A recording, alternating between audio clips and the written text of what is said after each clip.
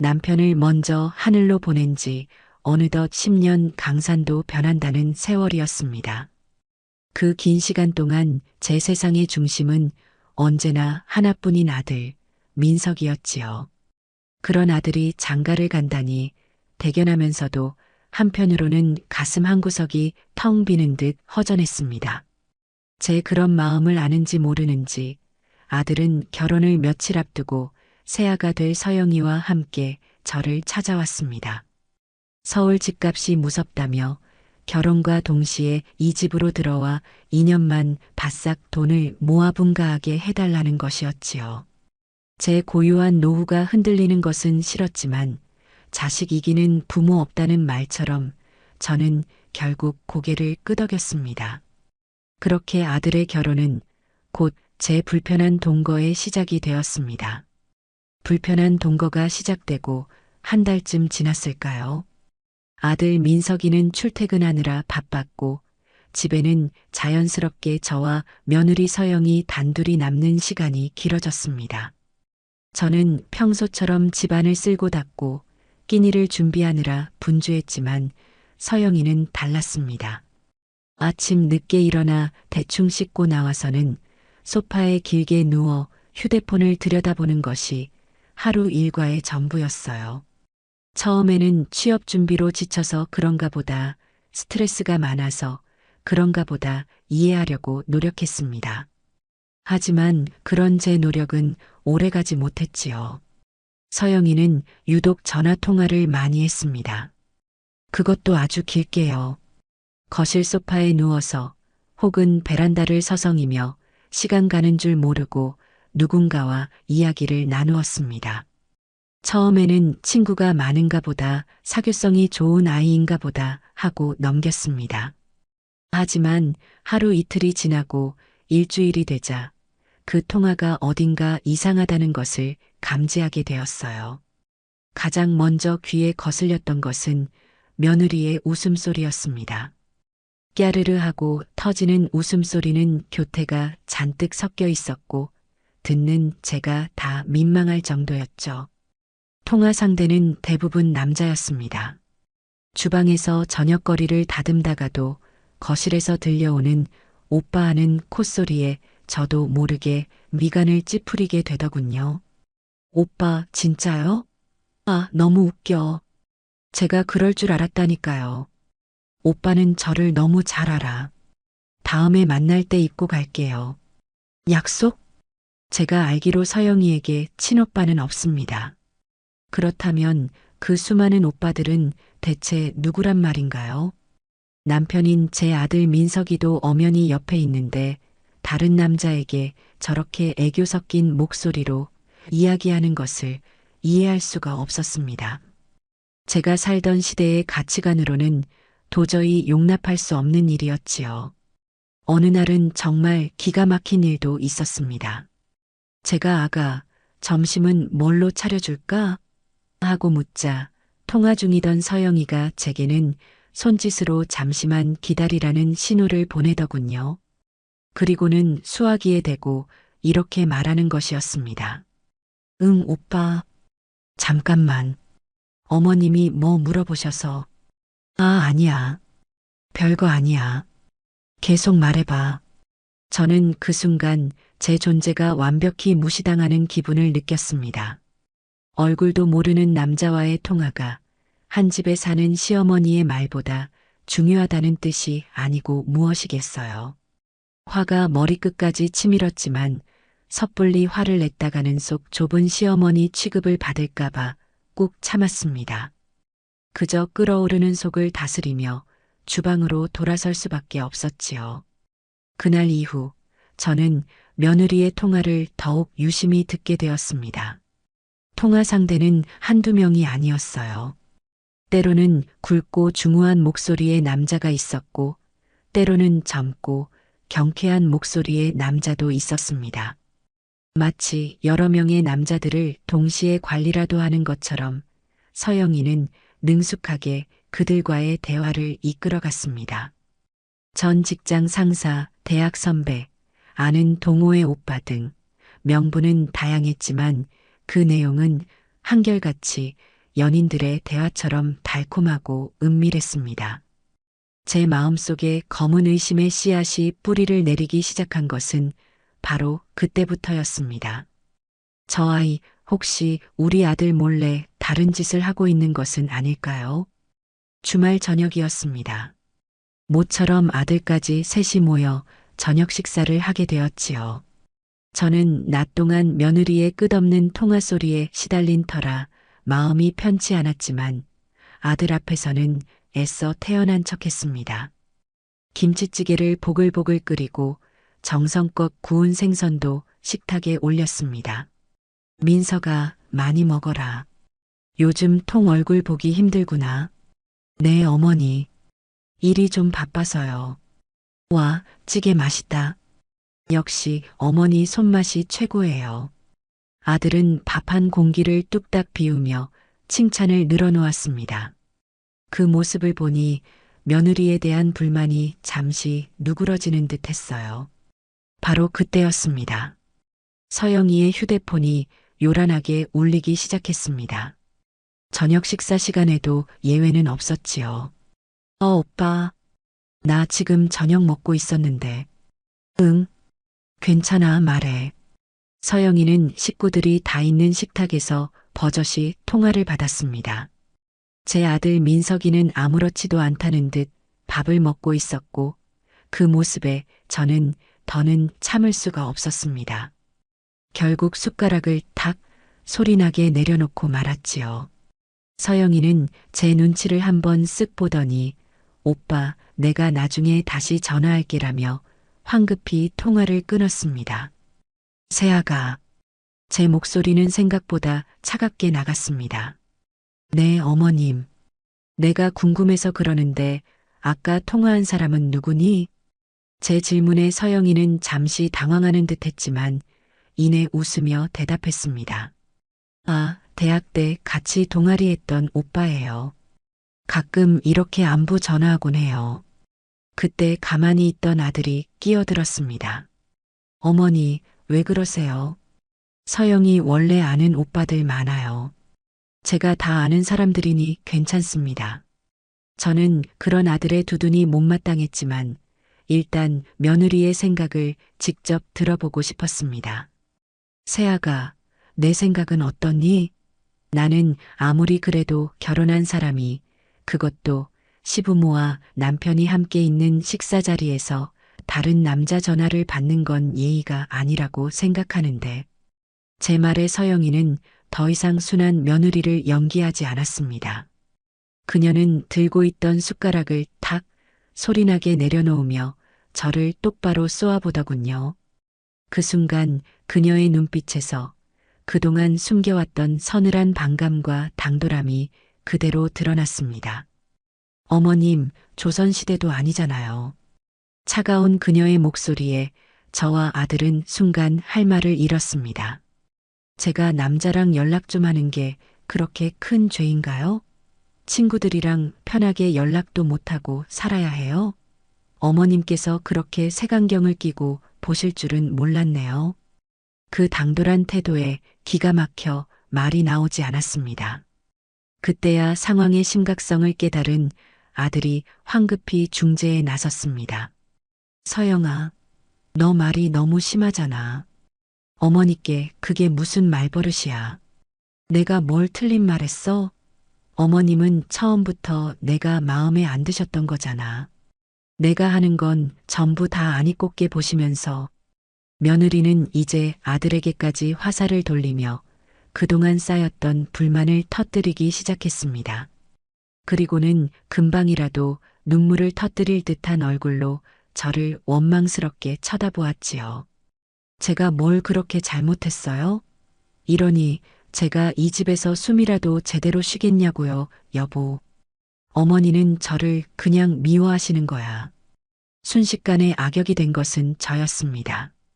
아들은 자기 아내를 나무라면서도 눈물을 글썽이는 아내와 저 사이에서 어쩔 줄 몰라 하며 진땀을 흘리고 있었습니다. 저는 그 순간 깨달았습니다. 제 아들은 그저 줏대 없이 제 아내에게 휘둘리는 약한 사내일 뿐이고 진짜 제 적수는 바로 저 순한 양의 탈을 쓴 맹랑한 며느리라는 것을요.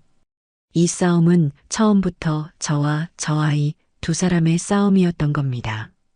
그날 밤 제 방으로 돌아온 저는 한숨도 잘 수 없었습니다.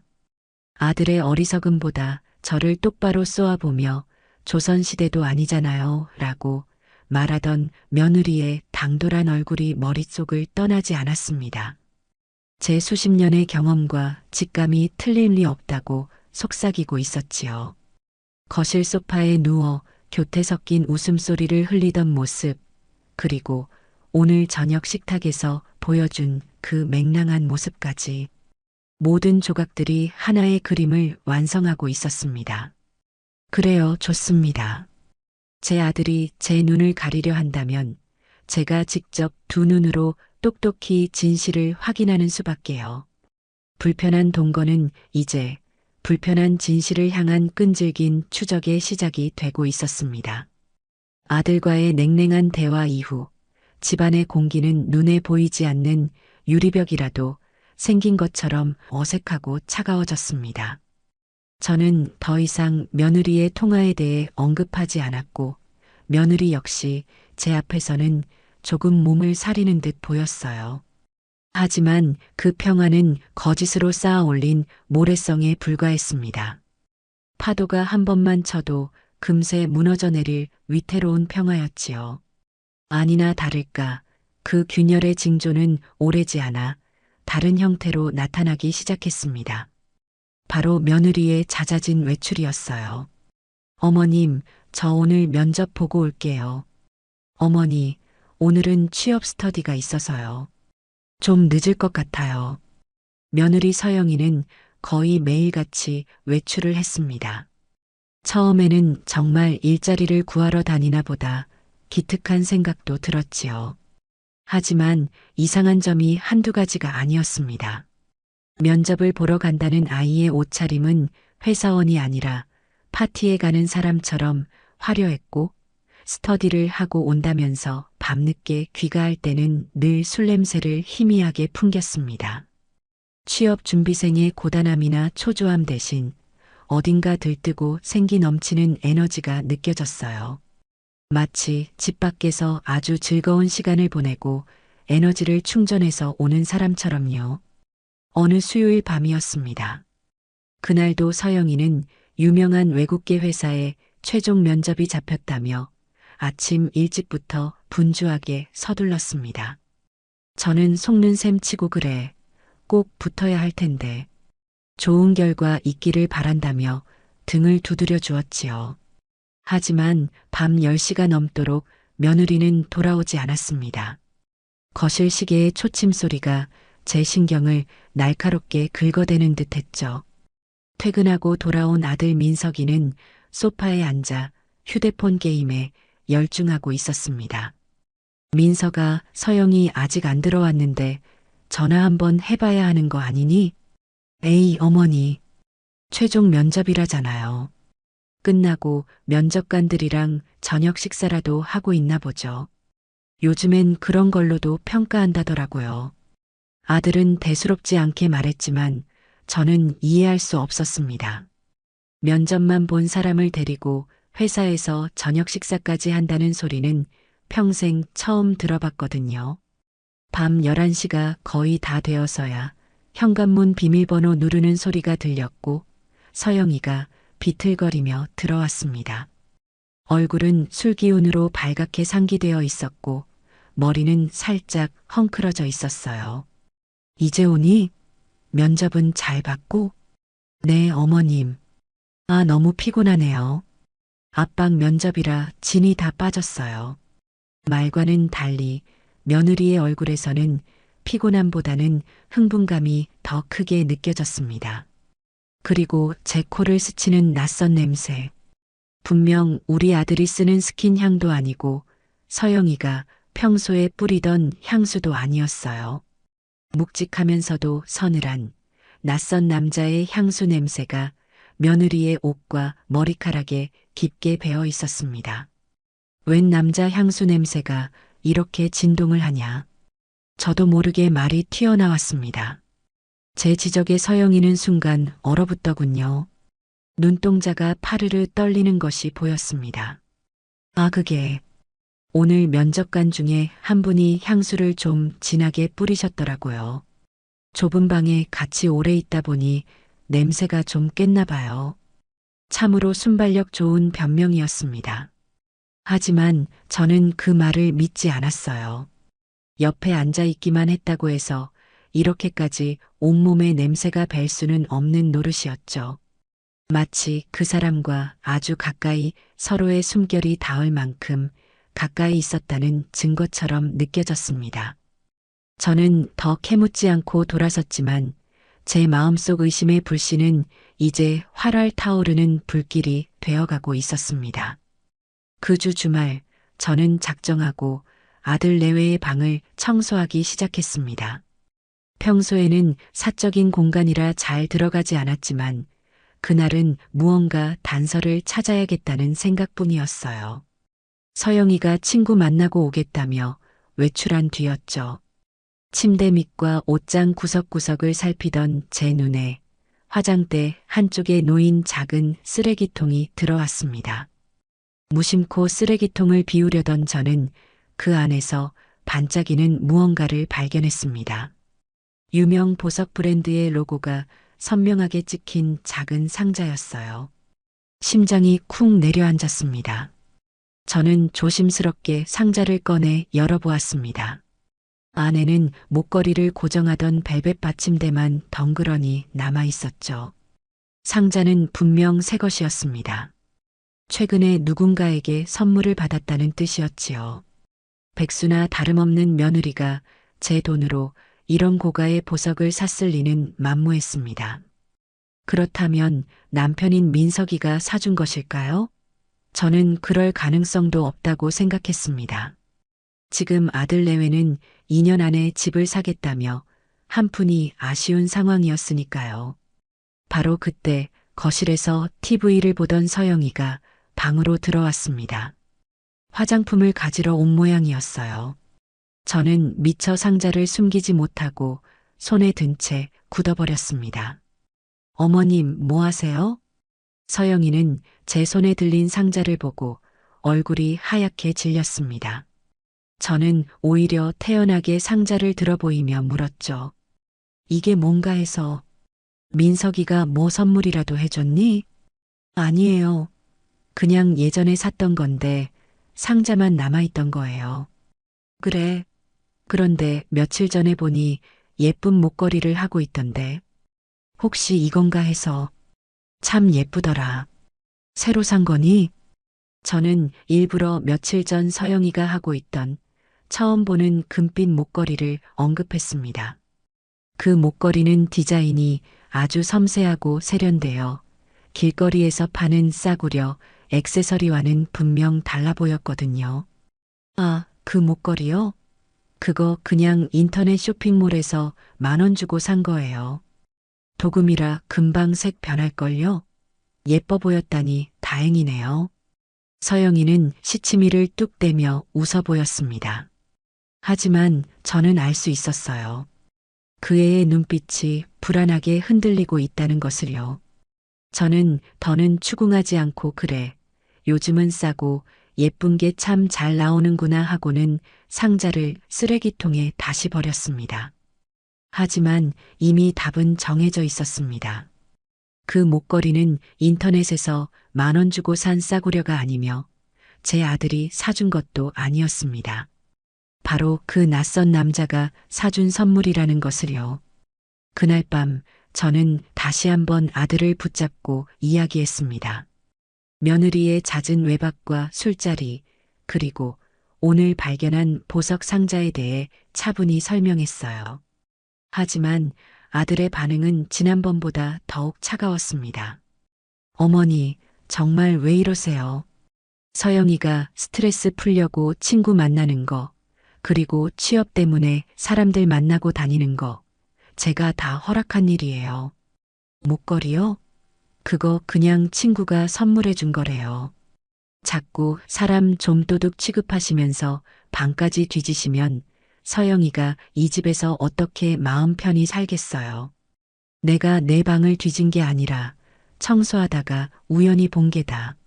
그리고 어떤 친구가 그렇게 비싼 선물을 하니? 비싸지도 않대요. 그리고 설령 비싸면 또 어때요? 어머니는 서영이가 하는 모든 게 다 의심스럽고 마음에 안 드시는 거잖아요. 처음부터 저희가 들어와 사는 게 싫으셨던 거죠? 아들의 말은 비수가 되어 제 가슴에 박혔습니다.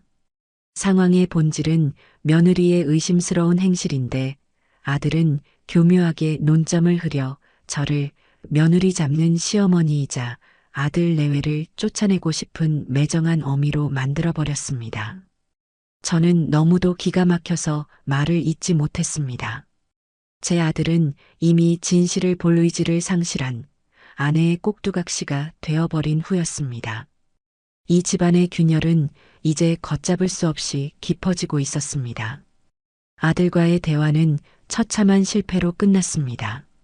저는 이제 이 집에서 완벽한 외톨이가 되었지요.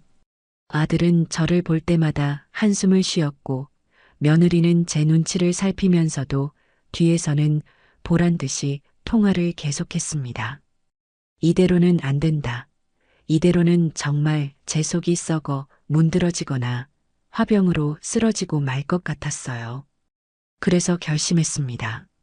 제정신이 아니라고 시대에 뒤떨어졌다고 손가락질해도 어쩔 수 없었습니다. 제 눈으로 직접 그 실체를 확인해야만 했습니다. 결전의 날은 생각보다 빨리 찾아왔습니다. 어느 화창한 목요일 오후였지요. 서영이는 아침부터 유난히 분주하게 움직였습니다. 새로 산 듯한 하늘색 원피스를 입고 머리도 미용실에 다녀온 듯 예쁘게 매만졌어요. 화장대 앞에서는 1시간 넘게 공을 들여 화장을 하더군요. 아가, 오늘 어디 좋은 데 가니? 제가 무심한 척 묻자 서영이는 거울 속 제 모습을 보며 대답했습니다. 네, 어머님. 오늘 오랜만에 고등학교 동창들 만나기로 했어요. 다들 시집가고 애 낳고 하니까 얼굴 보기 힘드네요. 고등학교 동창? 저는 그 말을 믿지 않았습니다. 여고 동창을 만나러 가는데 저렇게까지 꾸밀 필요는 없었지요. 저건 분명 남자를 만나러 가는 차림이었습니다. 서영이가 현관문을 나서는 순간 저는 미리 준비해 두었던 제 외출복으로 갈아입었습니다. 평소에 잘 쓰지 않던 책 넓은 모자를 눌러 쓰고 스카프로 얼굴을 반쯤 가렸지요. 태어나서 처음 해보는 미행에 심장이 방망이질을 쳤지만 여기서 물러설 수는 없었습니다. 저는 서영이와 일정한 거리를 유지하며 조심스럽게 뒤를 따랐습니다. 다행히 며느리는 뒤를 돌아보지 않고 앞만 보며 걸었지요. 버스를 타고 지하철로 갈아타는 며느리를 놓치지 않으려 진땀을 뺐습니다. 심장이 어찌나 뛰던지 이러다 길에서 쓰러지는 건 아닌가 하는 생각마저 들었어요. 1시간쯤 지났을까 며느리가 도착한 곳은 강남역 근처의 번화가였습니다. 그리고는 약속이라도 한 듯 으리으리한 통유리로 된 대형 카페 안으로 쏙 들어갔습니다. 저는 잠시 망설이다가 카페 안으로 따라 들어갔습니다. 다행히 카페 안은 사람들로 붐볐고 저는 구석진 기둥 뒤 자리에 몸을 숨길 수 있었지요. 창가 자리에 앉아 휴대폰을 보고 있는 며느리의 옆모습이 보였습니다. 잠시 후 한 남자가 카페 안으로 들어와 며느리가 앉은 테이블로 다가갔습니다. 제 아들보다 키가 크고 체격이 좋았으며 옷차림도 무척 세련된 남자였어요. 그 남자가 자리에 앉자마자 며느리는 기다렸다는 듯 환하게 웃으며 남자의 손을 자연스럽게 맞아봤습니다. 저는 제 눈을 의심했습니다. 아무리 친한 남사친이라도 대낮에 카페에서 저렇게 자연스럽게 손을 잡지는 않지요. 그들은 주변의 시선은 아랑곳하지 않고 연인처럼 행동했습니다. 남자가 며느리의 머리카락을 쓰다듬자 며느리는 수줍게 웃으며 어깨에 머리를 살짝 기대기도 했습니다. 심지어 남자는 자기가 주문한 케이크를 포크로 떠서 며느리의 입에 직접 넣어주기까지 했습니다. 그 모습을 지켜보는 제 속은 시커멓게 타들어갔습니다. 분노와 배신감에 온몸이 떨려왔어요. 저것이 제 아들을 속이고 있는 며느리의 진짜 모습이었습니다. 저는 그들이 카페에서 나오는 것을 보고 서둘러 자리를 떴습니다. 심장이 터질 것 같았지만 여기서 그들을 덮칠 수는 없었어요. 더 확실한 증거, 제 아들이 보고도 변명하지 못할 증거가 필요했습니다. 저는 그들보다 먼저 집에 도착하기 위해 서둘러 택시를 잡아탔습니다. 집에 도착하자마자 저는 아무 일도 없었다는 듯 소파에 앉아 뜨개질거리를 꺼내 들었지요.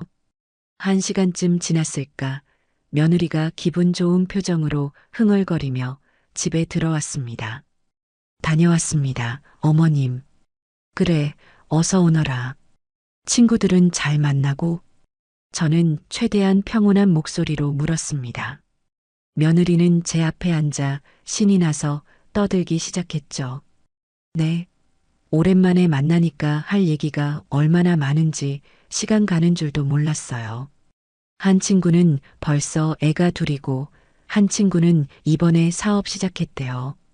다들 정말 대단해요. 저는 며느리의 얼굴을 빤히 쳐다보았습니다. 저렇게 천연덕스럽게 거짓말을 할 수 있다니. 눈 하나 깜빡하지 않고 지어낸 이야기를 술술 늘어놓는 모습에 소름이 돋을 지경이었습니다. 친구들과 수다를 떨었다는 사람의 얼굴에는 분명 달콤한 연애의 흔적이 가득했는데 말입니다. 그래, 고생이 많다. 피곤할 텐데 어서 들어가서 쉬어라. 저는 더 이상 아무것도 묻지 않았습니다. 대신 속으로 칼을 갈았지요. 그래, 서영아. 어디까지 가나 한번 해보자. 내 거짓말의 끝이 어디인지 내가 똑똑히 지켜봐 주마. 저는 더 이상 순진한 시어머니가 아니었습니다.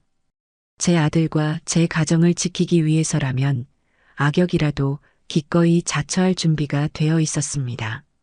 제 첫 번째 미행은 그렇게 더 큰 전쟁을 예고하며 막을 내렸습니다. 카페에서의 만남 이후 저는 확신했습니다. 어설픈 정황 증거로는 이미 며느리에게 단단히 홀려버린 제 아들을 설득할 수 없다는 것을요. 아들은 분명 카페에서 이야기 좀 나눈 게 뭐 그리 대수냐며 또다시 며느리를 감싸고 돌 것이 뻔했습니다. 제게는 누구도 부정할 수 없는 빼도 박도 못할 결정적 증거가 필요했습니다. 그날부터 저는 탐정이 되었습니다. 며느리의 모든 것을 관찰하고 기록하기 시작했지요.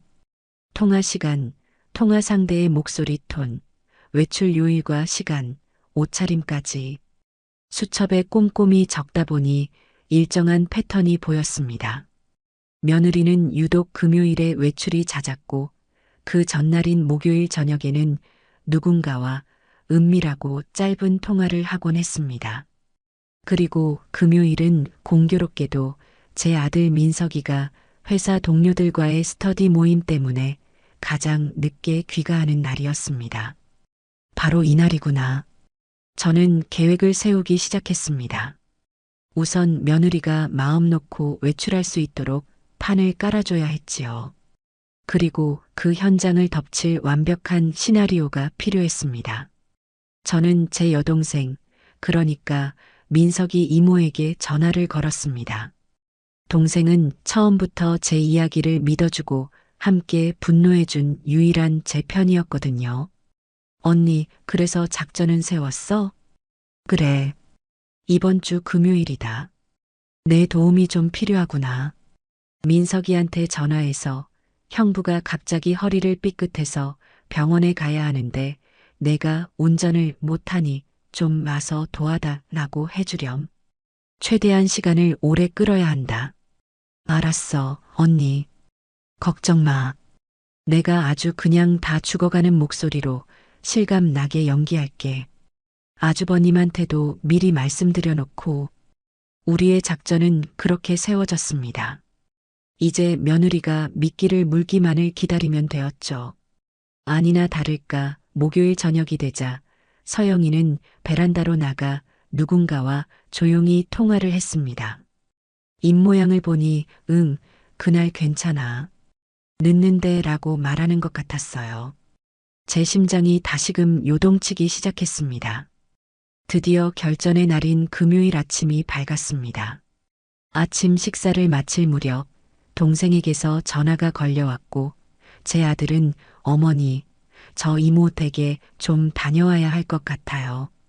외삼촌이 허리를 다치셨대요라며 황급히 집을 나섰습니다. 아들이 떠나자 서영이의 얼굴에 화색이 도는 것을 저는 똑똑히 보았습니다. 마치 감시자가 사라진 해방감을 만끽하는 듯 보였지요. 그리고는 어김없이 중요한 면접 약속이 있다는 거짓말을 남기고 지난번보다 더욱 화려한 차림으로 집을 나섰습니다. 저는 이번에도 그림자처럼 그 뒤를 따랐습니다. 며느리는 지난번과 같은 카페로 향했지만 이번에는 안으로 들어가지 않고 앞에서 누군가를 기다렸습니다. 잠시 후 익숙한 모습의 그 남자가 검은색 고급 승용차를 몰고 와 며느리를 태웠습니다. 저는 곧바로 택시를 잡아타고 앞차를 놓치지 말고 따라가 주세요라고 기사님께 부탁했습니다. 심장이 조여오는 듯한 긴장감 속에서 차는 강남 번화가를 벗어나 한적한 외곽으로 향하기 시작했습니다. 그리고 마침내 차가 멈춰 선 곳은 주변에 유흥가도 없는 조용한 주택가 골목에 위치한 한 부티크 호텔 앞이었습니다. 하늘이 무너지는 것 같았습니다. 모텔이라는 글자가 제 머리를 망치로 내리치는 듯 했죠. 분노로 눈앞이 흐려졌지만 저는 정신을 바짝 차렸습니다. 지금 감정에 휩쓸려서는 모든 것을 망칠 수 있었어요. 저는 택시에서 내려 건물 맞은편의 전봇대 뒤에 몸을 숨겼습니다. 그리고 떨리는 손으로 휴대폰을 꺼내들어 동영상 촬영 버튼을 눌렀습니다. 제 휴대폰 화면 속으로 며느리와 그 남자가 차에서 내려 다정하게 팔짱을 낀 채 호텔 입구로 걸어가는 모습이 담겼습니다. 저는 일부러 호텔의 상호가 선명하게 나오도록 각도를 조절했습니다. 두 사람이 회전문을 통해 안으로 완전히 사라지는 것까지 확인한 후에야 촬영을 멈췄습니다. 떨리는 손으로 영상을 다시 재생해 보았습니다. 화질이 아주 선명하지는 않았지만 제 며느리 서영이라는 것을 알아보는 데는 아무런 문제가 없었습니다. 날짜와 시간이 찍힌 그 짧은 영상. 그것은 며느리의 모든 거짓말과 제 아들의 어리석은 믿음을 한 번에 부숴버릴 수 있는 가장 강력하고도 잔인한 증거였습니다. 저는 차가운 분노를 삼키며 조용히 그 자리를 떠났습니다. 이제 남은 것은 심판의 시간이었습니다. 그날 밤 저는 거실 소파에 꼿꼿이 앉아 아들이 돌아오기만을 기다렸습니다. 제 등 뒤 안방에서는 며느리 서영이가 세상 모르고 잠들어 있겠지요. 중요한 면접이라는 거짓의 방패 뒤에 숨어 대낮의 미래를 즐기고 온 피로를 달콤한 잠으로 풀고 있을 겁니다. 제 손에 들린 차가운 휴대폰의 감촉이 유난히 무겁게 느껴졌습니다. 이 작은 기계 안에 담긴 것은 단순한 동영상이 아니었습니다. 그것은 한 가정을 송두리째 흔들 수 있는 진실의 파편이자 제 아들의 어리석은 믿음을 깨부술 잔인한 망치였습니다.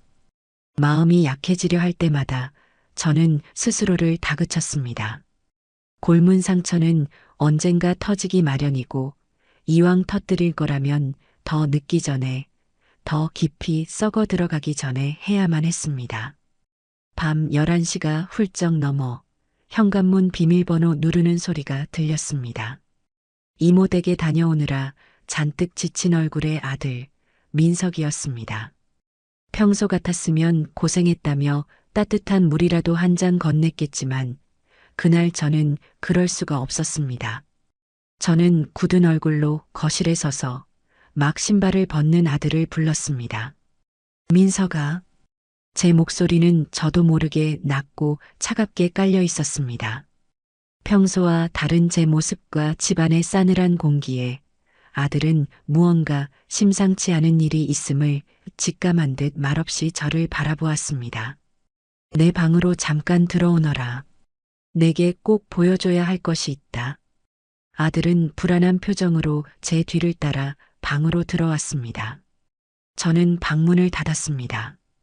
외부와 차단된 작은 방 안, 이제 오직 진실과 거짓, 그리고 그 사이에서 고통받을 한 남자만이 남았습니다. 저는 아들을 의자에 앉히고 아무 말 없이 낮에 촬영한 동영상을 재생해서 아들의 눈앞에 내밀었습니다.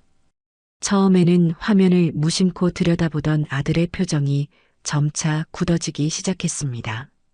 화면 속에서 자신의 아내가 그렇게 순수하고 착하다고 믿었던 아내가 낯선 남자와 너무도 다정하게 팔짱을 낀 채 생전 처음 보는 호텔 입구로 유유히 사라지는 모습을 확인한 순간 아들의 얼굴에서 핏기가 사라지고 종이장처럼 하얗게 질려갔습니다. 크게 뜨인 동공이 지진이라도 난 듯 세차게 흔들렸고 무언가 말을 하려는 듯 입술이 파르르 떨렸지만 어떤 소리도 만들어내지 못했습니다. 아들은 마치 뜨거운 불덩이라도 만진 것처럼 휴대폰을 침대 위로 던져버렸습니다. 저는 아들이 자리에서 벌떡 일어나 분노를 터뜨리거나 지금이라도 당장 안방으로 달려가 며느리의 머리채라도 잡을 것이라 생각했습니다. 하지만 아들은 그러지 않았습니다. 그는 한동안 충격으로 말을 잇지 못하더니 이내 그파랗게 질린 얼굴을 들어 저를 바라보았습니다. 하지만 그의 눈에 담긴 것은 배신감에 대한 분노가 아니었습니다. 그것은 믿을 수 없는 현실을 가져온 저에 대한 원망과 부정이었습니다. 어머니, 이게 대체 뭐예요? 그는 고장난 기계처럼 같은 말만 되풀이했습니다. 그리고는 마치 이 끔찍한 현실을 조금이라도 밀어내려는 듯 스스로를 설득하기 시작했지요. 호텔이요? 서영이가 호텔을 왜 가요? 말도 안 돼요, 어머니. 나랑도 잘 안 가는데. 그런데 돈 쓰는 거 아깝다고 그 돈으로 차라리 우리 적금을 하나 더 붓는다고 하던 애가. 서영이가 그럴 리가 없어요. 절대로요. 아들은 고개를 세차게 저으며 제 아내의 결백을 스스로에게 주입하고 있었습니다. 그는 침대 위에 던져진 휴대폰을 다시 집어들어 떨리는 손으로 영상을 몇 번이고 돌려보았습니다. 마치 영상 속에서 아내가 그곳에 가지 않았다는 다른 증거라도 찾아낼 수 있다는 듯이요. 하지만 영상은 너무도 선명했고 현실은 너무도 잔인했습니다. 결국 현실을 부정할 다른 방도를 찾지 못한 아들의 분노는 그 현실을 눈앞에 들이민 제게로 향했습니다. 그의 표정에서 절망과 부정은 사라지고 차가운 분노가 그 자리를 채웠습니다. 어머니는 대체 이걸 어떻게 찍으신 거예요? 목소리는 낮았지만 그 안에 담긴 분노는 활화산처럼 뜨거웠습니다. 오늘도 서영이 뒤를 밟으신 거죠? 그렇죠? 왜요? 제가 그만하시라고 말씀드렸잖아요. 왜 이렇게까지 하시는 거예요? 어머니가 원하시는 게 대체 뭐예요? 민서가 정신 차려라. 지금 중요한 건 내가 이걸 어떻게 찍었냐가 아니야. 내 아내가 내가 없는 대낮에 다른 남자와 호텔에 들어갔다는 사실이지. 제 외침에 아들은 오히려 코웃음을 쳤습니다. 그는 이제 이 모든 상황이 제가 며느리를 내쫓기 위해 꾸며낸 거대한 연극이라고 믿기로 작정한 듯 보였습니다. 호텔이요? 이게 정말 호텔인지 거기가 뭐 하는 곳인지 어머니가 어떻게 아세요? 그리고 이 남자는 또 누구고요? 어머니가 서영이 흠집 잡으려고 아무 남자나 섭외해서 이런 거 찍으신 건 아니고요? 민서가 저는 너무도 기가 막혀 소리를 질렀습니다. 제 아들이 제 뱃속으로 낳은 자식이 저를 이렇게까지 파렴치한 사람으로 몰아세울 줄은 꿈에도 몰랐습니다. 아들은 완전히 이성을 잃고 제게 삿대질을 하며 몰아붙였습니다. 어머니가 저희 부부 불행하길 바라시는 거잖아요. 처음부터 서영이 마음에 안 들어 하셨으니까 어떻게든 꼬투리 잡아서 내쫓고 싶으셨던 거죠? 그래서 이렇게 사람 뒤나 밟고 이런 영상까지 만들어내서 제 인생을 망치려고 하시는 거잖아요. 맞죠? 아들의 눈은 붉게 충혈되어 있었습니다. 그는 아내의 외도라는 진실이 주는 고통을 감당할 수 없자 그 고통의 원인을 진실 그 자체가 아닌 진실을 가져온 사람에게 돌리고 있었습니다. 아내를 의심하는 것보다 어머니를 원망하는 것이 그에게는 훨씬 더 쉬운 선택이었던 것이지요. 저는 더 이상 아들과 말을 섞는 것이 무의미하다는 것을 깨달았습니다. 저는 마지막으로 떨리는 목소리로 아들에게 말했습니다. 민서가, 이 영상은 조작이 아니다. 그건 내가 더 잘 알잖니. 정내 말을 믿기 싫으면 지금이라도 당장 내 아내를 깨워서 물어보아라. 오늘 어디서 누구와 무엇을 했는지. 그 대답을 들으면 무엇이 진실인지 알게 될 게다. 제 차분한 제안은 오히려 아들의 분노에 기름을 부었습니다. 그는 제 제안이 그가 가장 두려워하는 판도라의 상자를 직접 열라는 잔인한 강요로 들렸을 겁니다. 그는 아내에게 진실을 확인할 용기가 없었습니다. 그저 이 끔찍한 상황으로부터 도망치고 싶을 뿐이었지요. 됐어요. 아들은 제 말을 잘라먹으며 소리쳤습니다.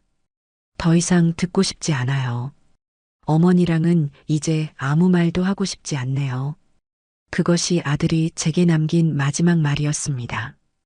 그는 제 손에 들려있던 휴대폰을 빼앗아 제 침대 위로 세게 던져버리고는 제 방문을 박차고 나갔습니다. 저는 아들이 안방으로 달려가 며느리와 한바탕 전쟁이라도 치를 것이라 생각했지만 그는 그러지 않았습니다. 저는 문 밖으로 들려오는 소리에 귀를 기울였습니다. 안방 문이 열리는 소리는 들리지 않았습니다. 대신 작은 건넌방 문이 열렸다가 거칠게 닫히는 소리가 들려왔습니다. 그는 아내를 추궁하는 대신 혼자만의 동굴로 숨어버린 것이었습니다. 방 안에 홀로 남겨진 저는 허탈하게 그 자리에 주저앉았습니다. 창밖은 칠흑 같은 어둠에 잠겨 있었고 집안은 숨소리 하나 들리지 않는 무거운 침묵에 휩싸였습니다. 저는 제 아들을 지키기 위해, 제 가정을 지키기 위해 진실을 밝혔습니다. 하지만 그 대가로 저는 아들에게서 가정을 파괴하려는 악독한 시어머니라는 낙인만 찍혔을 뿐이었습니다. 이제 이 집에서 저는 완벽한 이방인이자 적이 되었습니다. 며느리는 물론이고 제가 그토록 지키려 했던 아들에게까지 버림받은 것입니다. 침대 위에 내동댕이 쳐진 휴대폰 화면은 검게 꺼져 있었지만 그 안의 영상은 제 머릿속에서 몇 번이고 되풀이해서 재생되었습니다. 그 선명한 배신의 기록과 함께 제 아들이 제게 남긴 차가운 말들이 비수처럼 가슴에 박혔습니다. 저는 철저히 혼자였습니다. 하지만 이상하게도 눈물은 나지 않았습니다. 대신 차가운 분노와 함께 기이한 결심이 제 마음속에서 단단하게 굳어지고 있었습니다. 이대로는 끝낼 수 없다. 절대로. 아들이 제 방문을 박차고 나간 그날 이후 우리 집의 모든 시계는 고장난 듯 멈춰버렸습니다. 시간은 흘렀지만 계절은 더 이상 바뀌지 않았습니다. 집안은 1년 내내 겨울이었고 그 중심에는 제가 있었습니다. 모든 냉기의 근원, 모든 불행의 씨앗. 저는 가족들에게 그런 존재가 되어버렸지요. 아침 일찍 일어나 밤새 끓인 사골국에 정성껏 밥을 말아 내놓아도 식탁은 텅 비어 있었습니다. 아들 민석이는 제가 부엌에 있는 시간을 귀신같이 피해 다녔습니다. 제가 거실에 앉아 TV를 보고 있으면 그는 자기 방에 틀어박혀 제가 잠자리에 들 때까지 나오지 않았습니다. 제가 잠시 마당에라도 나갈라 치면 그 틈을 타 소리 없이 현관을 빠져나가 출근하기 바빴습니다. 마주치더라도 아들은 저를 마치 길가의 돌멩이처럼 없는 존재처럼 스쳐 지나갔습니다. 그 서늘한 외면은 날카로운 칼날이 되어 매일같이 제 심장을 베어내는 듯 했습니다. 며느리 서영이의 태도는 그보다 한 수 위였습니다. 이제 그녀는 저를 무시하는 것을 넘어 자신의 승리를 만끽하는 도구로 저를 이용했습니다. 제가 일부러 거실 소파에 꼿꼿이 앉아 자리를 지키고 있으면 며느리는 보란 듯이 제 앞에서 깔깔거리며 영상 통화를 했습니다. 화면 너머에는 당연히 남자가 있었지요. 오빠, 어머, 잠옷 입은 거 보여주면 어떡해. 부끄럽게. 나는 지금 시댁이지. 어머님이랑 같이 TV 보고 있어. 재밌다. 며느리는 휴대폰 화면을 슬쩍 제 쪽으로 비추기까지 했습니다. 저를 구경거리로 만들고 제 아들의 어미가 보는 앞에서 다른 남자와 희롱하며 저를 조롱하는 것이었습니다. 제 얼굴이 분노로 굳어가는 것을 확인하고 나서야 그녀는 만족스러운 미소를 지으며 방으로 들어갔습니다. 굳게 닫힌 방문 너머로 그녀의 웃음소리가 간간히 새어나올 때마다 저는 제 손에 들린 찻잔이 부서져라 움켜쥐었습니다. 이가 갈리는 분노와 무력감에 온몸이 떨려왔습니다. 제가 평생을 바쳐 일군 이 집에서 저는 숨쉬는 것조차 죄가 되는 꼼짝달싹 못하는 포로가 되어버렸습니다. 그러던 어느 비오는 주말 오후였습니다. 아들 내외는 영화를 보고 오겠다며 나갔고 텅 빈 집에는 빗소리와 제 한숨소리만이 가득했습니다. 착잡한 마음을 달래려 집안 구석구석을 쓸고 닦던 저는 자연스럽게 아들 내외의 방문을 열었습니다. 방은 온통 흐트러져 있었습니다. 침대 위에는 옷가지가 널려 있었고 화장대는 온갖 화장품들로 아수라장이었지요. 한숨을 쉬며 방을 정리하던 제 눈에 침대 옆 작은 테이블 위에 놓인 며느리의 은색 노트북이 들어왔습니다. 평소 같았으면 신경도 쓰지 않았을 테지만 그날따라 노트북은 완전히 꺼지지 않고 검은 화면 속에서 작은 불빛만 깜빡이고 있었습니다. 서영이가 급하게 나가면서 전원을 끄는 것을 잊은 모양이었지요. 저는 무언가에 홀린 듯 노트북으로 다가갔습니다. 남의 물건을 엿보는 것은 옳지 않다. 제 안의 이성이 경고했지만 이대로는 안 된다. 무엇이라도 확인해야 한다는 절박함이 더 컸습니다. 저는 떨리는 손으로 마우스패드를 가볍게 건드렸습니다. 그러자 어두웠던 화면이 환하게 켜지며 방금 전까지 사용하던 메신저 프로그램 창이 눈앞에 나타났습니다. 그리고 제 심장은 그 순간 쿵 하고 바닥 가장 깊은 곳으로 떨어져 내렸습니다. 메신저 창의 맨 위에 떠 있는 이름. 내 사랑 규진 오빠.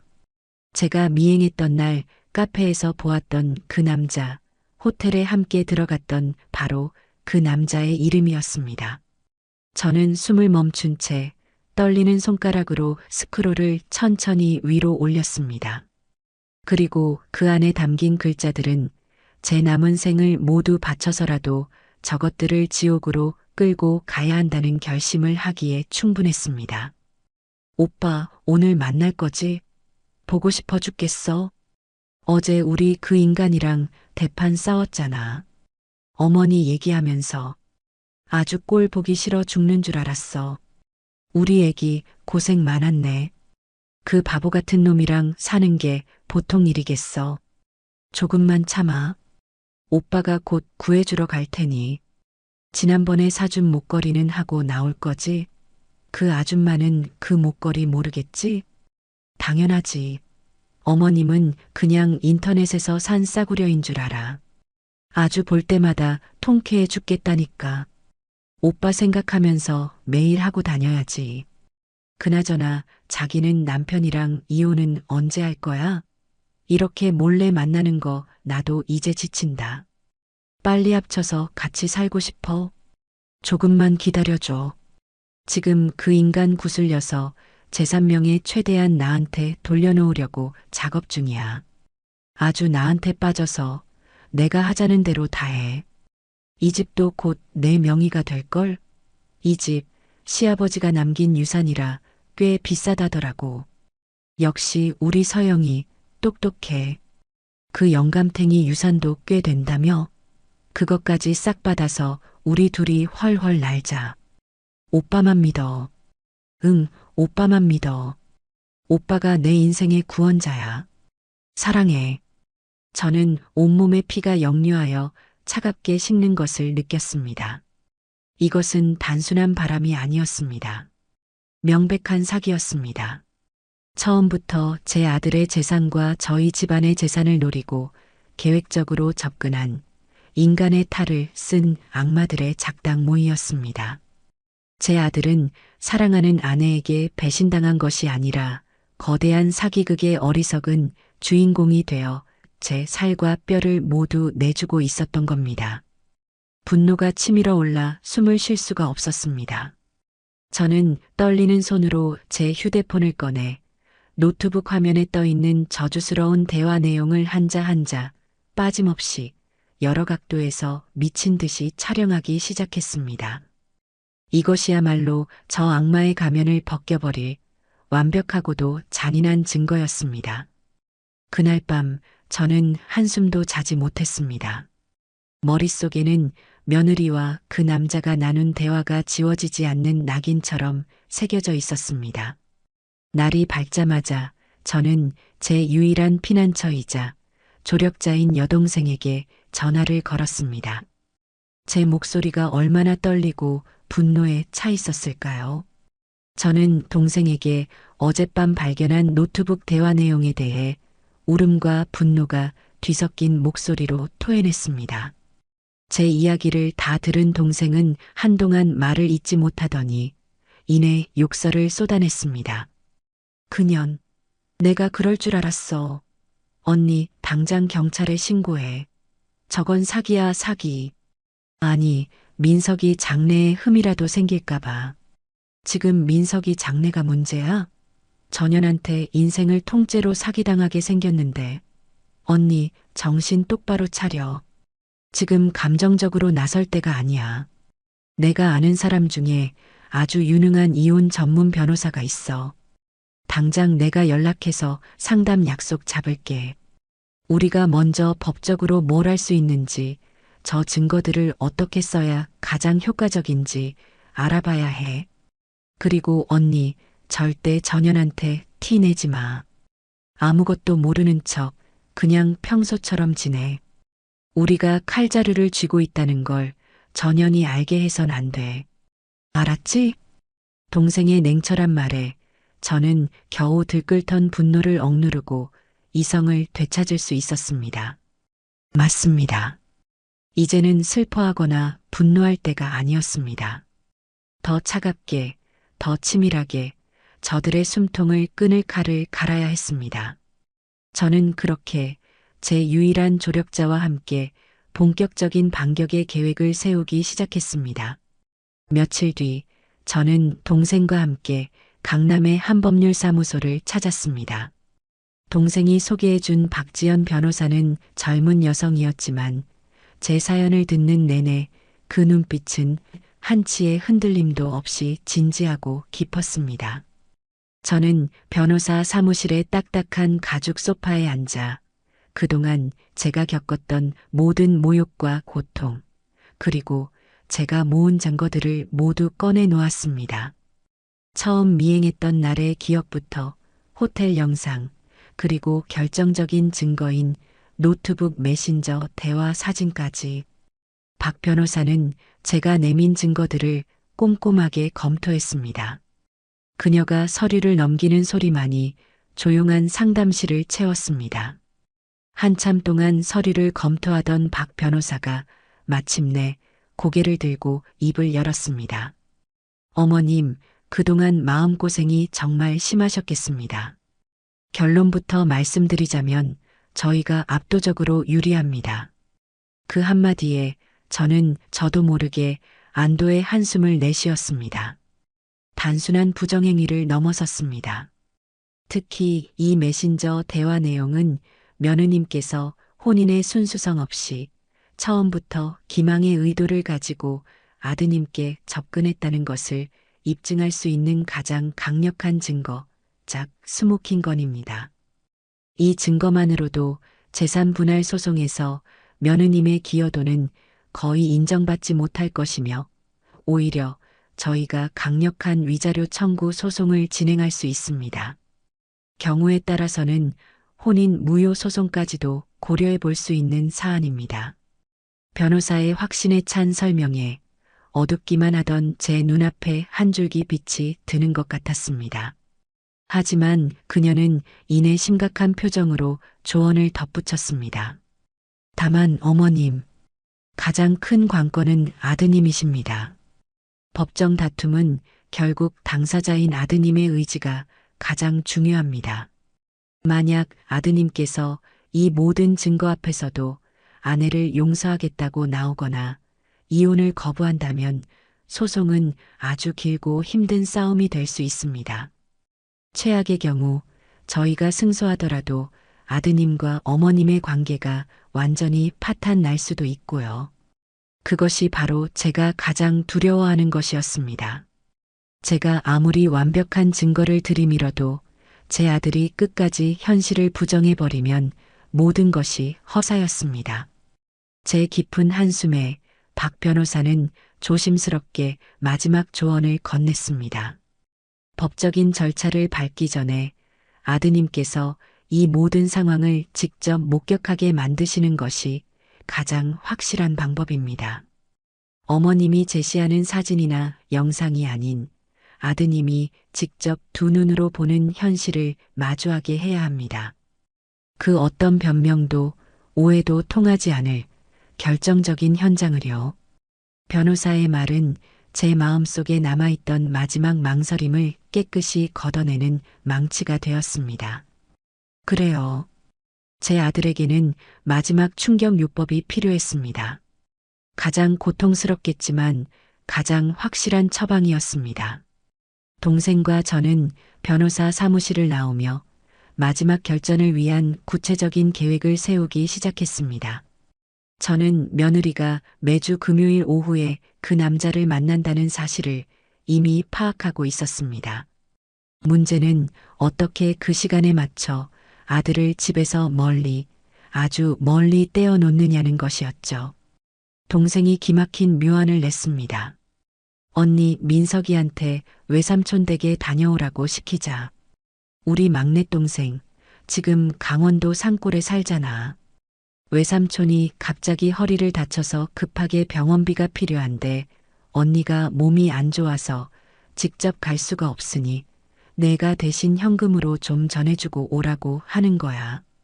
요즘 세상에 계좌이체하면 되지 왜 현금으로 갖다 주냐고 의심할 수도 있으니 외삼촌이 예전에 사업하다가 신용 문제가 좀 생겨서 통장이 다 묶여 있는 상태라 어쩔 수 없다고. 이건 우리 가족끼리만 아는 비밀이라고 둘러대면 돼. 외삼촌, 즉 제 막내 동생과는 이미 말을 맞춰두었습니다. 제 기구한 사연을 전해 들은 막내 동생은 당장이라도 서울로 달려와 그놈들의 머리채를 잡고 싶다며 분노했고 제 계획에 기꺼이 협조하겠다고 약속했지요. 계획은 완벽했습니다. 결전의 날인 금요일 아침, 저는 침대에 누워 끙끙 앓는 연기를 시작했습니다. 그리고 아들을 방으로 불렀습니다. 민서가 큰일 났구나. 내 막내 외삼촌이 일하다가 허리를 크게 다치셨다는구나. 급하게 수술비가 필요한데 내가 지금 몸이 이래서 도저히 강원도까지 갈 수가 없으니 내가 좀 다녀와야겠다. 이건 우리 가족끼리만 아는 비밀인데. 내 외삼촌 통장이 다 묶여서 어쩔 수 없이 현금으로 갖다 줘야 한단다. 저는 미리 준비해둔 두툼한 현금 봉투를 내밀었습니다. 아들은 저와 외삼촌의 관계를 아는 터라 잠시 의심하는 눈치였지만 이내 고개를 끄덕였습니다. 저와의 관계가 틀어지긴 했어도 어미가 아프다고 누워있고 외삼촌이 위급하다는 말까지 외면할 수는 없었을 겁니다. 아들은 알겠습니다. 조심해서 다녀올게요. 어머니도 병원에 좀 가보세요 라는 말을 남기고 집을 나섰습니다. 아들의 차가 골목을 완전히 벗어나는 것을 확인한 후 저는 침대에서 벌떡 일어났습니다. 며느리는 제가 아프다는 말에도 안방에서 나와 보지도 않고 오히려 남편이 장시간 집을 비운다는 사실에 신이 난 듯 보였습니다. 콧노래를 흥얼거리며 욕실로 들어가 1시간 넘게 샤워를 하고 제가 사준 적도 없는 화려한 속옷을 챙겨 입고 옷장 앞에서 한참을 고민하더니 몸매가 드러나는 검은색 원피스를 골라 입었습니다. 저는 그 모든 과정을 차가운 눈으로 지켜보며 마지막 결전을 위해 제 마음을 갑옷처럼 단단히 둘렀습니다. 이제 모든 준비는 끝났습니다. 저 여우의 숨통을 끊을 시간만이 남아 있었습니다. 며느리가 요란한 하이힐 소리를 내며 현관문을 나서는 것을 확인한 후 저는 10분의 시차를 두고 조용히 그 뒤를 따랐습니다. 이제 미행은 제게 숨쉬는 것만큼이나 익숙한 일이 되어버렸지요. 며느리는 골목 어귀에서 택시를 잡아탔고 저 역시 다른 택시에 올라타 앞차를 놓치지 말고 따라가 주세요 라고 침착하게 말했습니다. 제 침착한 목소리에 저 자신도 놀랄 정도였습니다. 택시는 제 예상대로 지난번 제가 증거 영상을 촬영했던 그 호텔이 있는 동네로 향했습니다. 며느리는 호텔 정문에서 몇 걸음 떨어진 곳에서 내려 익숙하게 호텔 안으로 들어갔습니다. 오늘은 그 남자와 밖에서 만나지도 않고 바로 호텔 안에서 만나기로 약속한 모양이었습니다. 저는 호텔로 들어가지 않았습니다. 지난번처럼 길 건너편 카페에 자리를 잡고 앉아 차가운 오렌지 주스를 시켰습니다. 심장이 세차게 뛰었지만 그것은 두려움이나 긴장감이 아니었습니다. 오랫동안 기다려온 심판의 순간을 앞둔 비장한 흥분 같은 것이었지요. 유리창 너머로 보이는 호텔의 간판이 오늘따라 유난히 처형대의 단두대처럼 느껴졌습니다. 얼마나 지났을까 저는 휴대폰을 꺼내 강원도를 향해 한참을 달렸을 아들에게 전화를 걸었습니다. 신호가 몇 번 울리고 아들이 전화를 받았습니다. 네, 어머니. 이제 원주 거의 다 왔어요. 그런데 무슨 일이세요? 민서가. 제 목소리는 제 의지와 상관없이 얼음장처럼 차갑게 나갔습니다. 지금 당장 차 돌려서 서울로 다시 와라. 네. 어머니, 그게 무슨 말씀이세요? 이제 1시간이면 외삼촌 댁 도착하는데. 갑자기 왜요? 내게 꼭 보여줘야 할 것이 있다. 내 눈으로 직접 확인해야 할 것이 있어. 내가 지금 보내는 주소로 지금 당장 와라. 도착할 때까지 이유는 묻지 말고. 저는 제 모든 감정을 삭제한 기계와도 같은 목소리로 명령했습니다. 제 목소리에 담긴 서늘함과 단호함에 아들은 무언가 보통 일이 아님을 직감했는지 더는 아무것도 묻지 않고 힘없는 목소리로 알겠습니다. 라고만 대답했습니다. 저는 아들에게 호텔 주소를 정확하게 문자로 찍어 보낸 뒤 전화를 끊었습니다. 이제 남은 것은 오직 기다림뿐이었습니다. 저는 창밖의 호텔 입구에서 단 한순간도 눈을 떼지 않았습니다. 주스잔의 얼음은 전부 녹아 밍밍한 오렌지 물이 되었고 카페 안의 시간은 거북이처럼 느리게 흘러갔습니다. 아들이 정말 올까? 오다가 무슨 생각을 할까? 와서 이 모든 상황을 어떻게 받아들일까? 수만 가지 생각들이 머릿속을 스쳐 지나갔지만 저는 고개를 저어 모든 잡념을 떨쳐냈습니다. 이제 와서 물을 수는 없었습니다. 그리고 마침내 강원도로 떠난 지 4시간이 훌쩍 지난 저녁 6시 무렵이었습니다. 익숙한 아들의 차가 저 멀리서 모습을 드러냈습니다. 아마도 강원도 톨게이트를 막 벗어나자마자 제 전화를 받고 쉬지 않고 서울로 되돌아온 모양이었습니다. 차는 호텔 앞 도로변에 급하게 멈춰섰습니다. 차에서 내린 아들은 넋이 나간 표정으로 주변을 두리번거렸습니다. 며칠 사이 헬쑥해진 얼굴에는 피로와 당혹감이 가득했습니다. 제가 왜 자신을 이곳 생전 처음 와보는 호텔 앞으로 불렀는지 전혀 이해하지 못하는 얼굴이었지요. 바로 그때였습니다. 마치 오랫동안 기다려온 연극의 클라이맥스처럼 호텔의 회전문이 돌아가며 며느리와 그 남자가 환하게 웃으며 걸어 나왔습니다. 두 사람은 아주 만족스럽고 행복한 표정이었습니다. 남자가 며느리의 허리를 자연스럽게 감싸 앉아 며느리는 그의 어깨에 머리를 기대며 오늘 너무 좋았어 라고 속삭이는 듯 보였습니다. 그 순간 그 모든 광경이, 그 모든 소리가, 그 모든 분위기가 제 아들의 망막에 그리고 고막에 온몸의 신경에 하나의 거대한 낙인처럼 찍혀버렸습니다. 아들의 얼굴이 하얗게 정말이지 도화지처럼 새하얗게 질려갔습니다. 두 눈은 믿을 수 없다는 듯 금방이라도 튀어나올 것처럼 커졌고 입은 살짝 벌어진 채 다칠 줄을 몰랐습니다. 그 표정은 지난번 제 방에서 영상을 봤을 때와는 차원이 다른 충격이었습니다. 지난번이 편집된 증거에 대한 부정이었다면 지금은 그 어떤 변명도 의심도 끼어들 여지가 없는 눈앞에서 생중계되는 날 것 그대로의 현실을 마주한 자의 절망이었습니다. 며느리와 그 남자 역시 길가에 망부석처럼 서 있는 제 아들을 발견했습니다. 두 사람의 얼굴에서 웃음기가 싹 가시는 데는 1초도 걸리지 않았습니다.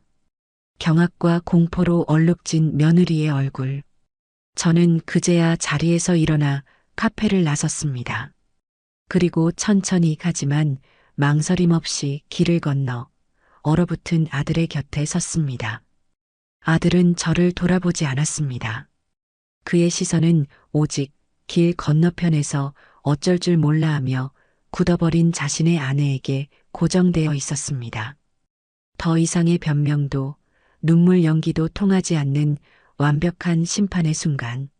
아들은 아무 말 없이 차 문을 열고 운전석에 올라탔습니다. 저 역시 조수석에 올라탔지요. 며느리는 잠시 망설이다가 이내 차가 출발하려 하자 황급히 달려와 뒷좌석에 구겨지듯 올라탔습니다. 지옥으로 향하는 마지막 여정. 그 차가운 침묵 속에서 저는 모든 것이 끝났음을, 그리고 모든 것이 이제 새로 시작되어야 함을 직감했습니다. 지옥으로 향하는 여정은 이토록 고요할 수 있는 것일까요? 집으로 돌아오는 차 안은 죽음보다 더한 침묵에 휩싸여 있었습니다.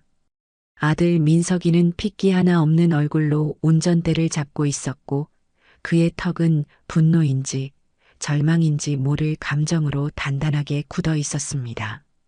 간간히 신호에 걸려 멈춰 설 때마다 옆 얼굴의 경련이 희미하게 보였습니다. 저는 차마 아들의 얼굴을 똑바로 쳐다볼 수 없어 차창 밖으로 빠르게 스쳐 지나가는 도시의 불빛들만 하염없이 바라보았습니다. 저마다의 사연을 품고 반짝이는 저 수많은 불빛 아래 또 얼마나 많은 거짓과 배신이 뱀처럼 또아리를 틀고 숨쉬고 있을까 하는 부질없는 생각을 했습니다. 뒷좌석에 앉은 며느리 서영이는 아까부터 계속해서 훌쩍이며 코를 들이마시는 소리를 냈습니다. 처음에는 작게 시작된 그 소리가 집에 가까워질수록 점점 더 커지고 서러워졌습니다. 하지만 그 소리는 그저 소음처럼 차가운 차 안 공기 중에 둥둥 떠다니다 흩어질 뿐, 그 누구의 마음에도 닿지 못했습니다. 그녀의 눈물이 더 이상 그 어떤 효력도 갖지 못하는 완벽하게 가치를 상실한 화폐가 되어버렸다는 것을 이제 우리 모두가 뼛속 깊이 알고 있었으니까요. 저는 그 억지스러운 울음소리를 들으며 생각했습니다. 저 울음은 과연 무엇을 위한 것일까? 자신의 배신이 들통난 것에 대한 슬픔일까? 아니면 이제 곧 모든 것을 잃게 될 자신의 처지에 대한 비탄일까? 아마 후자일 테지요. 집 앞 주차장에 차가 멈춰서고 아들이 시동을 껐습니다. 엔진 소리가 사라진 자리를 메우는 것은 오직 서영이의 과장된 흐느낌뿐이었습니다. 아들은 한동안 미동도 없이 앉아 있었습니다. 그러더니 마치 오랫동안 잠겨있던 기계의 톱니바퀴가 삐걱거리며 움직이듯 아주 천천히 차 문을 열고 밖으로 나갔습니다. 저 역시 그 뒤를 따랐고 며느리도 마지못해 차에서 내렸습니다. 아파트 복도를 걸어 집 현관문 앞에 서기까지 세 사람의 발소리는 마치 사형장으로 향하는 죄수들의 그것처럼 무겁고 불규칙했습니다. 아들이 비밀번호를 누르고 현관문을 여는 그 짧은 순간이 제게는 영원처럼 느껴졌습니다. 둔탁한 금속성의 소리와 함께 문이 열리고 집안의 익숙한 공기가 우리를 맞았습니다. 그리고 그 문이 다시 닫히는 순간 억눌려 있던 모든 것들이 댐이 무너지듯 한꺼번에 터져 나왔습니다. 이번에 먼저 무너진 것은 예상대로 며느리 서영이었습니다. 그녀는 신발도 벗지 못한 채 현관의 차가운 대리석 바닥에 그대로 무릎을 꿇었습니다. 그리고는 이제껏 제가 단 한 번도 본 적 없는 가장 비참하고 처절한 모습으로 아들의 바짓가랑이를 두 손으로 붙잡고 애원하기 시작했습니다. 여보, 여보, 내가 다 잘못했어. 내가 정말 미쳤었나 봐. 귀신에 씌였던 거야. 정말 죽을 죄를 지었어. 한 번만. 제발 딱 한 번만 용서해줘. 응? 내가 다시는 안 그럴게. 저 사람이랑 연락도 다 끊고 휴대폰 번호도 바꾸고 당신만 보고 살게. 정말이야. 당신 없으면 나 못 살아. 정말이야. 그녀의 울음소리는 애원을 넘어 절규에 가까웠습니다. 자신이 얼마나 후회하는지, 얼마나 제 아들을 사랑하는지를 세상에서 가장 비련한 여주인공이 된 듯 오페라의 아리아처럼 절절하게 읊어댔습니다. 하지만 이미 배신의 끝을 목격한 아들의 눈은 차갑게 식어 있었습니다. 그의 눈에는 더 이상 아내를 향한 사랑도, 연민도, 그 어떤 감정도 남아있지 않았습니다. 오직 깊고 어두운 공허와 서늘한 경멸만이 잿더미처럼 쌓여 있었지요.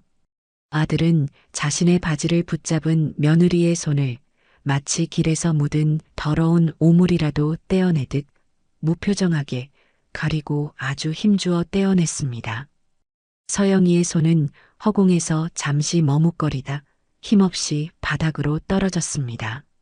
저는 그 광경을 잠시 지켜보다가 거실 중앙으로 걸어 나갔습니다. 그리고 벽에 있는 스위치를 모두 눌러 집안의 모든 조명을 환하게 켰습니다. 어둠 속에 숨을 수 있는 것은 아무것도 없다는 것을, 모든 진실이 이제 백일화에 드러났다는 것을 보여주기 위함이었습니다. 환한 불빛 아래 며느리의 눈물로 얼룩진 얼굴이 더욱 처참하게 드러났습니다. 저는 바닥에 엎드려 있는 며느리와 영혼이 빠져나간 허수아비처럼 서 있는 아들을 차례로 내려다보며 말했습니다. 제 목소리는 조금도 떨리지 않았습니다. 오히려 얼음처럼 차갑고 단단했습니다. 이 집에서, 그리고 우리 민석이 인생에서 너의 역할은 오늘로 끝이다. 제 서늘한 선언에 며느리는 고개를 들어 저를 원망과 애원이 뒤섞인 눈으로 쳐다보았습니다. 어머님, 제발요. 제가 다 잘못했어요. 어머님께도 정말 죄송해요. 제가 앞으로 정말 딸처럼 잘할게요. 제발 저를 내치지 마세요. 더 이상 그 더러운 입으로 나를 어머님이라 부르지 마라. 저는 그녀의 말을 단호하게 잘랐습니다.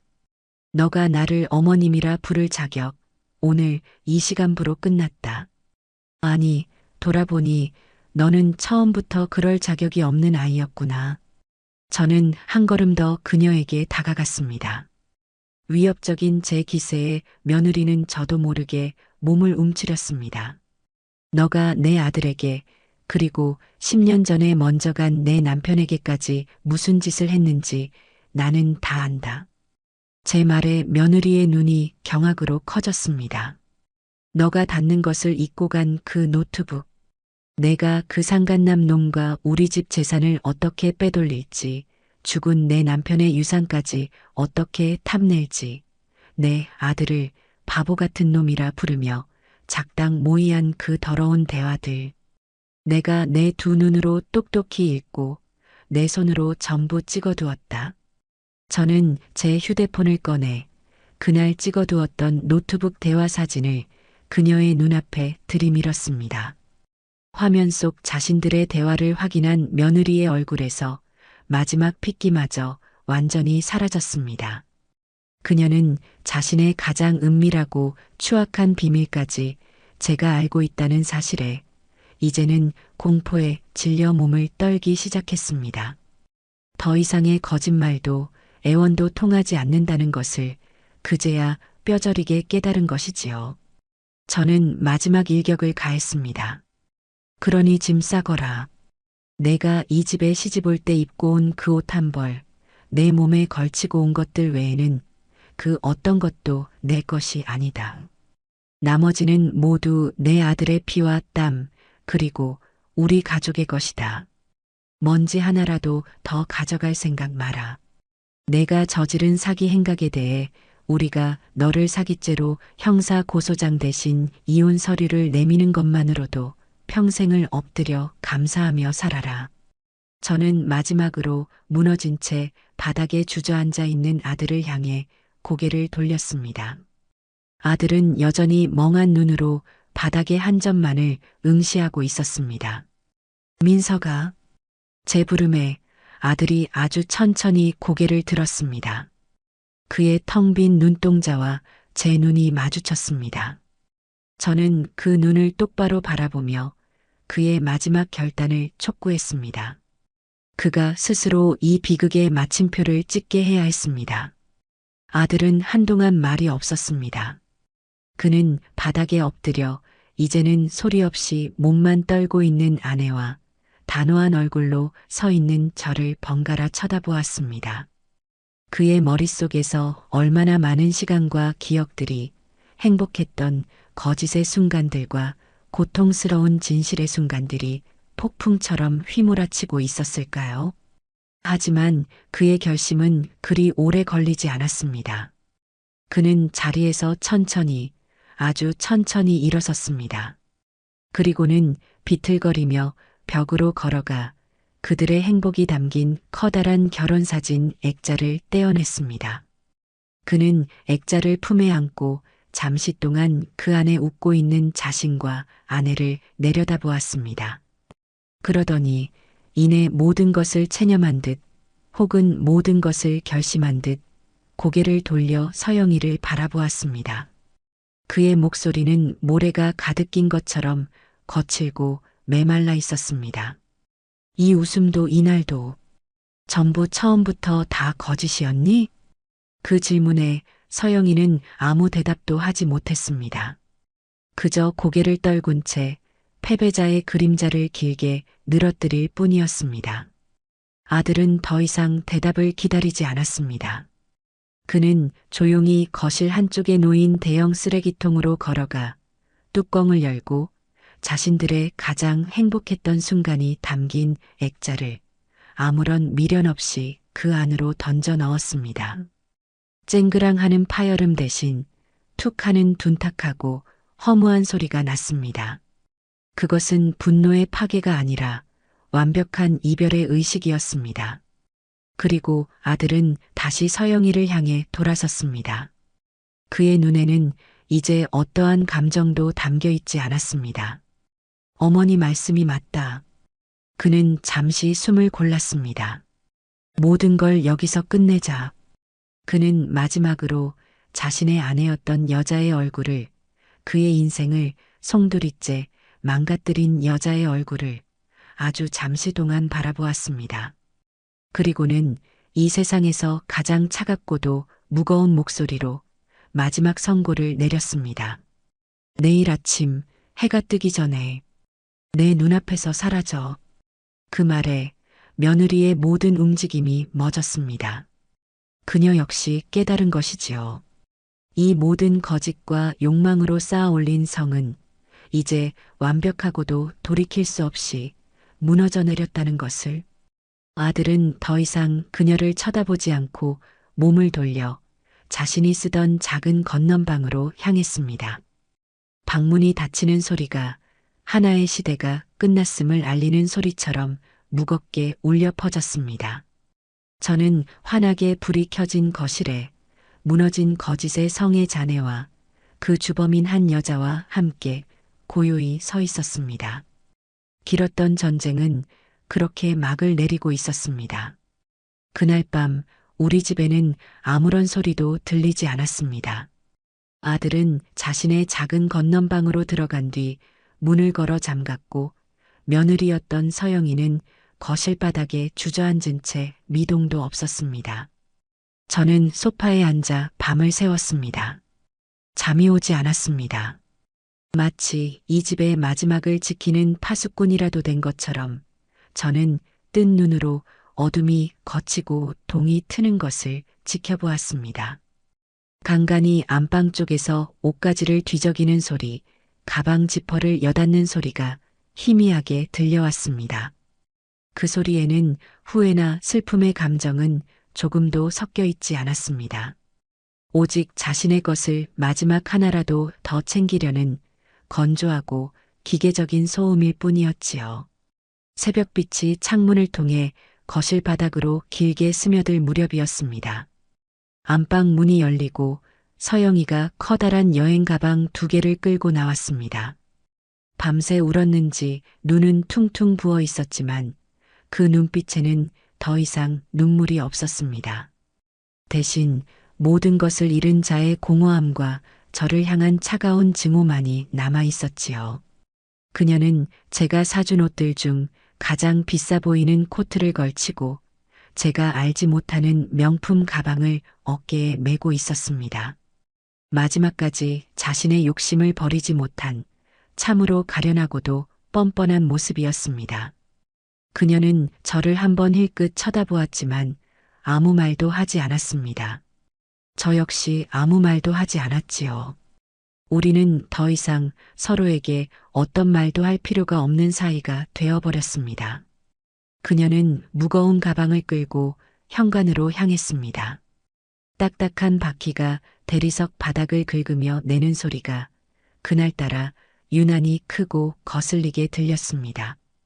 현관문 앞에 선 그녀는 잠시 망설이는 듯 했습니다. 그리고는 마지막으로 저를 돌아보았습니다. 그 눈빛에는 두고 보자는 식의 저주가 담겨 있는 듯 했습니다. 저는 그 시선을 피하지 않고 그저 꼿꼿이 앉아 그녀를 마주 보았습니다. 제 침묵과 제 고요함이 그녀에게는 가장 큰 패배의 선언이었을 겁니다. 마침내 그녀는 현관문을 열고 밖으로 나갔습니다. 철컥! 현관문이 닫히는 소리. 그 소리는 지난 몇 년간 제 귀와 심장을 짓누르던 모든 소음의 끝을 알리는 소리였습니다. 저는 저도 모르게 길고 깊은 숨을 내쉬었습니다. 마치 오랫동안 잠수하다가 물 밖으로 나와 처음으로 들이마시는 공기처럼 그 숨결은 달고 시원했습니다. 악몽이 끝난 것입니다. 길고 지독했던 악몽이 마침내 막을 내렸습니다. 저는 자리에서 일어나 집안의 모든 창문을 활짝 열었습니다. 차가운 새벽 공기가 집안으로 밀려 들어오며 지난 몇 년간 쌓여있던 탁하고 불쾌한 공기를 구석구석에서부터 밀어냈습니다. 저는 서영이가 머물렀던 안방으로 들어갔습니다. 방 안에는 그녀가 쓰던 독한 향수 냄새와 미처 챙겨가지 못한 값싼 화장품들이 어지럽게 널려 있었습니다. 저는 쓰레기 봉투를 가져와 그 모든 것들을, 그녀의 흔적이 남은 모든 것들을 남김없이 쓸어 담았습니다. 침대 시트와 이불을 모두 걷어내 세탁기에 넣고 바닥을 소독약으로 닦아냈습니다. 그녀의 흔적을 이 집에서 완벽하게 지워버리고 싶었습니다. 모든 청소를 마쳤을 때 동쪽 하늘 너머로 붉은 해가 떠오르고 있었습니다. 저는 그 찬란한 일출을 바라보며 생각했습니다. 이제 정말 새로운 아침이 밝았다고. 며칠 동안 집안에는 무거운 침묵이 흘렀습니다. 아들은 건넌방에서 거의 나오지 않았습니다. 회사는 나가는 듯 했지만 저와 마주치는 것을 극도로 피했습니다. 저는 아들이 방에서 나오지 않을 때면 방문 앞에 조용히 밥상을 차려두었습니다. 아들은 제가 자리를 비운 틈을 타 말없이 밥을 먹고 그릇을 다시 내놓곤 했습니다. 우리는 같은 공간에 있었지만 서로 다른 섬에 갇힌 채 서로를 바라보기만 할 뿐이었습니다. 저는 아들에게 시간이 필요하다는 것을 알았습니다. 자신의 믿음이, 사랑이, 그리고 인생의 한 부분이 송두리째 부정당한 그 상처가 아무른 데는 아주 긴 시간이 필요할 테지요. 저는 그저 묵묵히 아들이 스스로 상처를 딛고 세상 밖으로 걸어 나올 때까지 기다려주기로 했습니다. 그렇게 일주일쯤 지났을까요?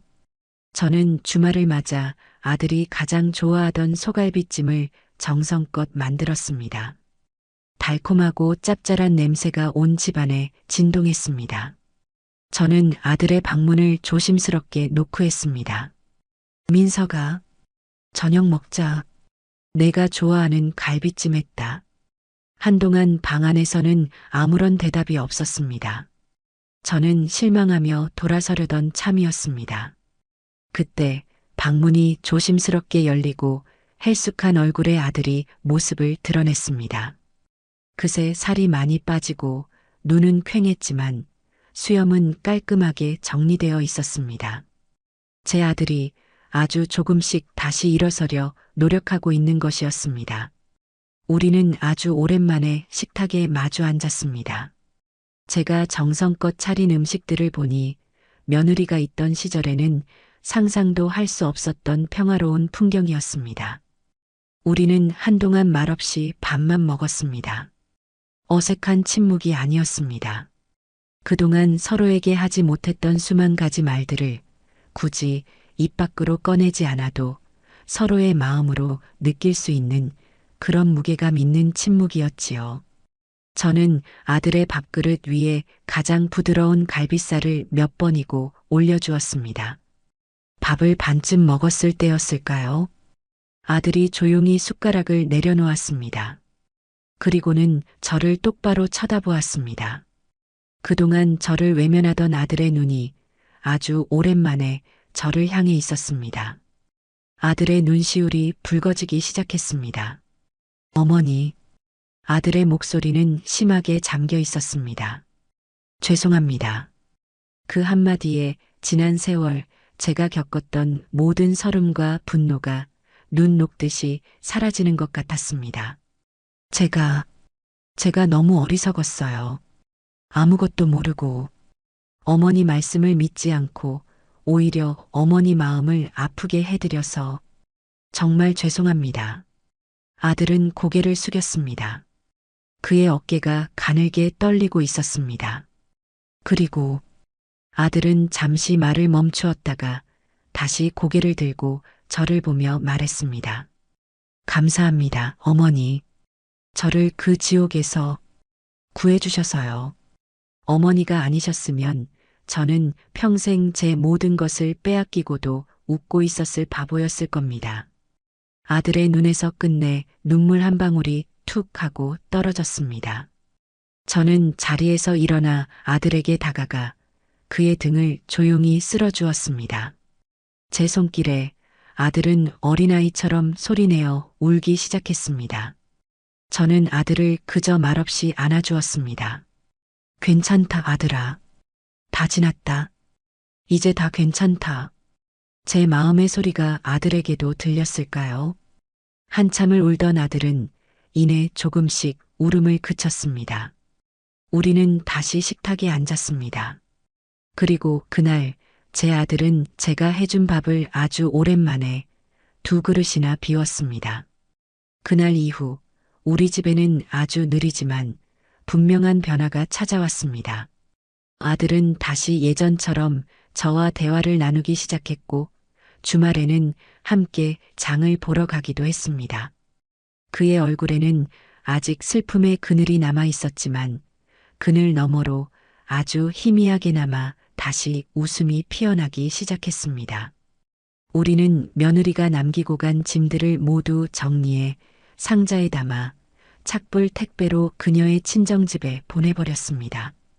그리고 며칠 뒤 변호사를 통해 이혼 서류가 완벽하게 정리되었다는 연락을 받았습니다.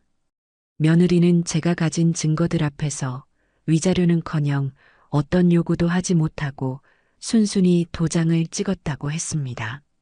그렇게 법적으로도 그리고 우리 마음속에서도 그녀는 완벽하게 지워졌습니다.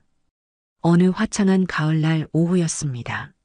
아들은 출근했고 저는 집안 대청소를 마친 뒤 오랜만에 제가 가장 좋아하는 거실 소파에 깊숙이 몸을 묻고 앉았습니다.